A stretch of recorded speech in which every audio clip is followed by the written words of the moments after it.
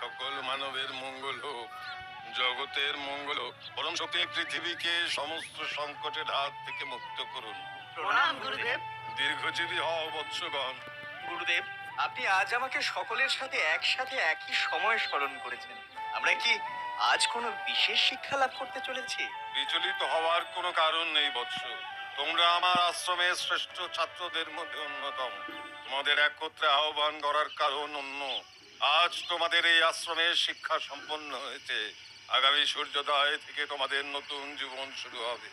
এতদিন তোমরা যা শিক্ষা লাভ করেছো, এবার দেশে বিদেশে সেই শিক্ষা যাচাই করে নিজেদের আত্মবিশ্বাস তৈরি করার সময় হয়ে এসেছে। আমরা আমরা ধন্য হলাম গুরুদেব, আমরা ধন্য হলাম। যাও, এখন সকলে বিশ্রাম নাও। যথাজ্ঞা গুরুদেব। যথাজ্ঞা গুরুদেব। আমার যে কি আনন্দ হচ্ছে তোমাদের কিভাবে বোঝাবো। এসে বিদেশে আমার অধীত বিদ্যা যে কদর হবে ভেবেই আমি যাব, সেখানেই আমার জন্য মানুষ বিশেষ ব্যবস্থা করবে। ভাই, তোমরা যেখানে যাবে সেখানে আমিও তোমাদের সাথে যেতে চাই। আমাকেও কিন্তু তোমাদের সঙ্গে নিও। পাগল নাকি? তোমার শিক্ষার যা বহর, তাতে আমাদের সাথে নিলে মুশকিলে পড়বো। তুমি আলাদাই যেও। তুমি তো কোনো শিক্ষাই সম্পূর্ণ করনি। আমাদের সাথে তুমি গেলে তাতে আমাদের সম্মানেই ভাটা পড়বে। সেই কারণেই তো আমি তোমাদের সাথে থেকে আমার জ্ঞানকে আরো সমৃদ্ধ করতে চাই বন্ধু। আচ্ছা বেশ, যদি বন্ধু বলতে লজ্জাবোধ হয় তো মানুষকে বলো আমি তোমাদের চাকর। তাহলে তো অসুবিধে নেই। উত্তম প্রস্তাব।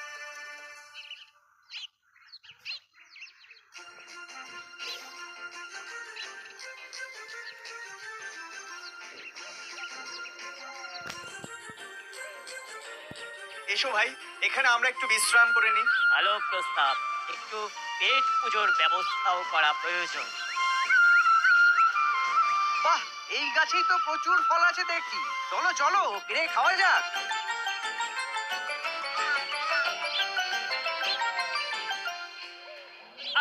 আরে আরে, থামো থামো ভাই সব। এভাবে ফল পাচ্ছ কেন? দাঁড়াও, আমি ব্যবস্থা করছি। তুমি আবার কি বিশেষ বুদ্ধি প্রয়োগ করবে হে চন্দ্রকান্ত? দেখো দেখো, যেন বেশি খরচ করে ফেলো না।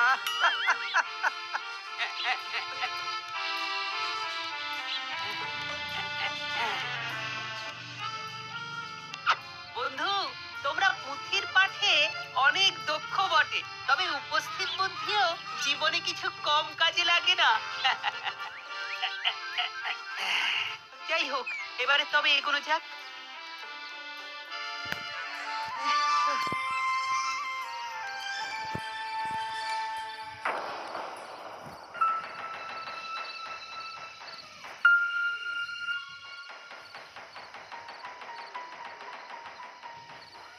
আরে দেখো দেখো, পথের মধ্যে কত হাড়ের টুকরো ছড়িয়ে আছে। তাই তো, এ কিসের হাড়? এভাবে পড়েই বা আছে কেন? এর নিশ্চয়ই কোনো জংলি প্রাণীর হাড় হবে। বাবা, তুমি তো দেখছি সবই জানো হে।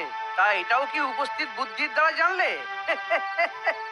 না বন্ধু, এটা সাধারণ জ্ঞান। জঙ্গলের মধ্যে কোনো জংলি জীবের দেহাবশেষ পাওয়ার সম্ভাবনাটাই বেশি কিনা। অবশ্য যথার্থই বলেছো, তবে প্রশ্ন হচ্ছে যে এটি কোন প্রাণী? আমাদের অধীত বিদ্যা দিয়ে কি আমরা সেটা নিশ্চিত করতে পারি? হাড়গুলোর প্রকৃতি দেখে আমার কিন্তু মনে হচ্ছে এটি পশুরাজ সিংহের দেহাবশেষ। আমার তো মনে হচ্ছে বাঘ। আমার আবার শ্রীগাল বলে সন্দেহ হচ্ছে। তবে চন্দ্র যে আবার কোন বিদ্যার জোরে সিংহ বলে দাবি করছে জানি না। এই বিদ্যার নাম পর্যবেক্ষণ।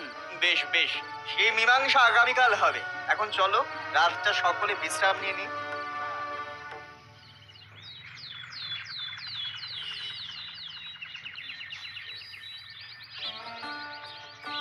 আমি তবে এবার আমার বিশেষ বিদ্যা প্রয়োগ করে এই বিক্ষিপ্ত অস্থিগুলোকে পূর্ণ আকৃতি দান করছি।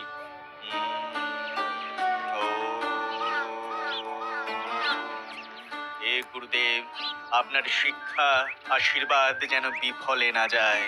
ও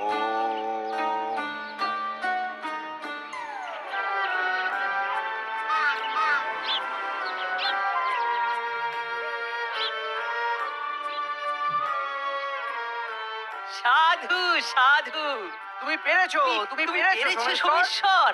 বিচ্ছিন্ন হয়ে ছড়িয়ে থাকা অস্থির পুনর্গঠন তুমি করতে পেরেছো। দেখো হে চন্দ্রকান্তি, এই হলো আসল শিক্ষা, যা আয়ত্ত করা তোমার পক্ষে সম্ভব নয়। একেবারে সঠিক কথা বন্ধু, তোমার শিক্ষালাভ সার্থক। একটা সন্দেহের মীমাংসা কিন্তু এখনো হয়নি। কোন সন্দেহের কথা বলছো হে বীরবাহু? এই যে এই কঙ্কালটি কোন প্রাণী সেটা তো এখনো নিশ্চিত করে জানা যায়নি। ঠিক কথা, ঠিক কথা। আমরা কিছু কিছু আন্দাজ করেছি বটে, তবে নিশ্চিত করা যায়নি। দেখো ভাই সব দেখো, যদিও আমার দৃঢ় ধারণা ওটি পশুরাজ সিংহের কঙ্কাল, তবু তবু সেটা জ্ঞাত হওয়াটা কি খুব জরুরি? কেন নয়? সম্পূর্ণ বিষয়টি না জেনে আমরা নিরস্ত হবই বা কেন? পূর্ণ ইচ্ছা নেই বলেই তুমি আমাদের সাথে পড়াশোনা করলেও সমগ্র জ্ঞান লাভ করতে পারোনি। বেশ বেশ বেশ, সে না হয় হলো, কিন্তু এই ব্যাপারে কিভাবে আমরা নিশ্চিত হব? সেই দায়িত্ব তোমরা আমাকে দাও। সেটা কিরকম? আমার অর্জিত বিশেষ বিদ্যার দ্বারা আমি এই কঙ্কালের গায়ে মাংস ও চামড়া ফিরিয়ে দেব, আর তৎক্ষণাৎ প্রাণীটির পরিচয় পাওয়া যাবে। বেশ, তবে আগামীকাল সকালে এর সত্যতা যাচাই করা হবে, কেমন?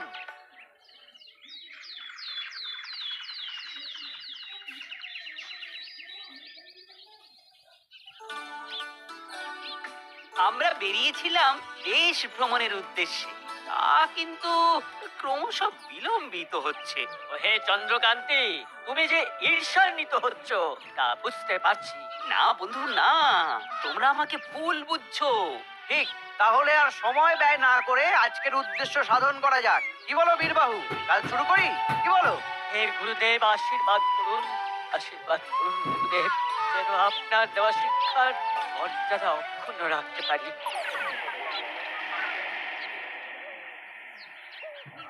সাধু সাধু সাধু সাধু। তুমিও পেরেছো বীরবাহু। হ্যাঁ, আশ্চর্য ক্ষমতার পরিচয় পাওয়া গেল আজ। তুমি ধন্য, তুমি ধন্য। তুমি ধন্য বীরবাহু, তুমি ধন্য ধন্য। ধন্য। চন্দ্রকান্তি, এসব বিদ্যা আয়ত্ত করতে পারোনি বলে দুঃখ পেও না। আমাদের সঙ্গে থাকলে একদিন হয়তো তুমি পারবে। হ্যাঁ, আমি আমার বন্ধুদের জন্য গর্বিত সোমেশ্বর। তা এবারে কি আমরা আবার যাত্রা শুরু করতে পারি? তুমি কি জানো যে সবচেয়ে গুরুত্বপূর্ণ বিদ্যাটি আমার আয়ত্তে আছে, যার বাকি কি কি সেই বিদ্যা? প্রাণদানের বিদ্যা। একমাত্র আমি সেই বিদ্যা অর্জনে সক্ষম হয়েছি। বলো কি হে সীতানাথ, এই শ্রেষ্ঠ বিদ্যা তুমি অর্জন করেছো? হ্যাঁ, আর যাতে তোমাদের অবিশ্বাস না হয় তার জন্য এই সিংহের ওপর সেই বিদ্যা প্রয়োগ করে আমি তা প্রমাণ করব। অসম্ভব! তোমাদের কি মস্তিষ্ক বিকৃতি ঘটেছে? সিংহের প্রাণ ফেরাতে চাইছো তোমরা? তোমার আপত্তির কারণ? আমার গুরুদেব ভৈরব তর্কের উপদেশ স্মরণ করো। তিনি বলেছিলেন যে জ্ঞান, যে বিদ্যা তোমরা অর্জন করছো, তা যেন শুধু জগতের উপকারের জন্যই ব্যবহৃত হয়। একটি মৃত প্রাণীকে তার প্রাণ ফিরিয়ে দেওয়া কি জগতের উপকার নয়? হলোই বা সে পশু। প্রতিটি প্রাণী জগতে নিয়মেই মারা যায়। প্রকৃতির নিয়মের বিরোধিতা করা কি উচিত? বিশেষত যেখানে উপকারের থেকে বিপদের সম্ভাবনাই বেশি। না না না না, এই কর্মে আমি কখনোই তোমাদের সাথে থাকবো না। ও হে অর্ধ মূর্খ হিরু ব্রাহ্মণ, তুমি এই মুহূর্তে আমার সঙ্গ ত্যাগ করো। দেখো, তোমরা আমার বহুকালের বন্ধু, কাজেই তোমাদের সম্পূর্ণরূপে তো ত্যাগ করতে পারি না আমি। তাই তাই আমি নিরাপদ স্থানে সরে যাচ্ছি।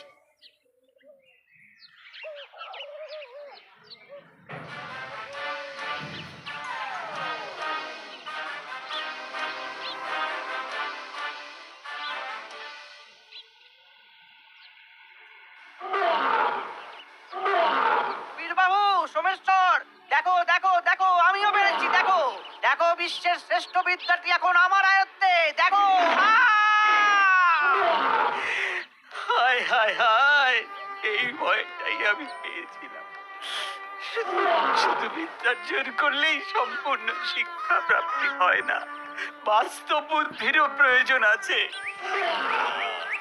আমার আমার কথা শুনলে হতো না।